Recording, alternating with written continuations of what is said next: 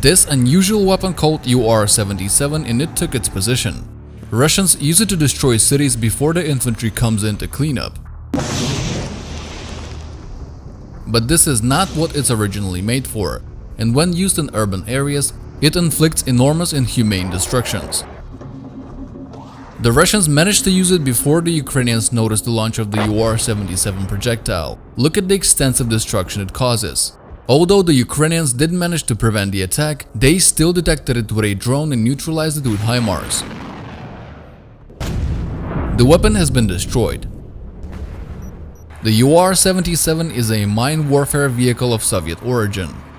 It was developed in the 1970s to help engineers create paths through a minefield quickly. The vehicle is designed for tank breakthroughs through minefields. That ultimately reaches the goal of maintaining the momentum of armored and mechanized forces during the offensive. The UR-77 is based on a tracked chassis of the MTLB multi-purpose tracked carrier.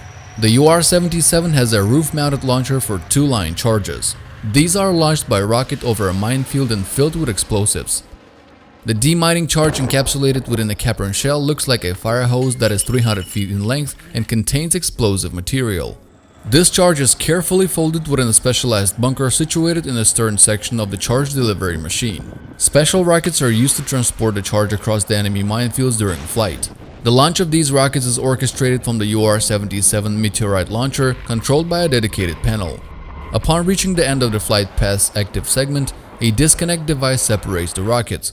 Subsequently, a brake cable slows the charge's descent upon landing, facilitating its precise placement. The vehicle then backs up, straightening the line charge. Then, an electro impulse for undermining is transmitted through wire from the control panel. Upon detonating, the entire demining line charge explodes, triggering detonation of mines within the minefield. This explosion creates a passageway for the movement of equipment and personnel through the area. Using the UR-77 demining machine as an offensive weapon in urban areas can lead to severe consequences. It can result in significant collateral damage to civilian infrastructure and harm innocent civilians. Overall, deploying the UR-77 demining machine as an offensive weapon in urban areas can have devastating consequences, both morally and strategically. And that's exactly what Russia did. Russians used this piece of equipment in the beginning of the war during the Mariupol and Bakhmut assaults, but not for demining. After numerous unsuccessful attempts to take the city over with the MLRS artillery systems and so on, they opted for the UR-77's destruction capabilities.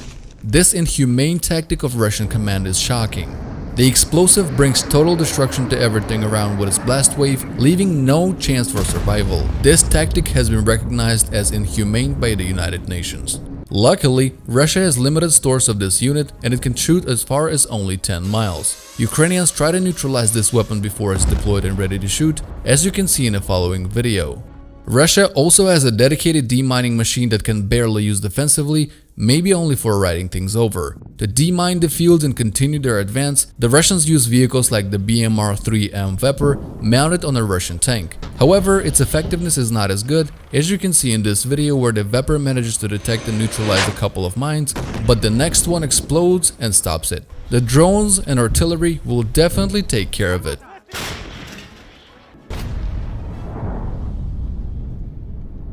Currently, at least 17 UR-77s have been captured from Russian forces during the Russian invasion of Ukraine. In the war, both sides use weapons not only as intended but also for other purposes. The UR-77, usually used for demining, has been adapted for offensive roles. This demonstrates the flexibility and adaptability of military equipment in conflict situations.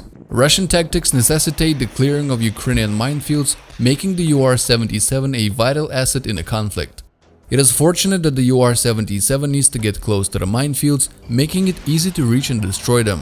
If there were another vehicle that could effectively demine but was hard to destroy, tanks would have an easier time advancing through the fields, potentially altering the outcome of the war by now. If you enjoyed this video, please consider leaving a like and a comment. Thank you for watching, see you in the next video.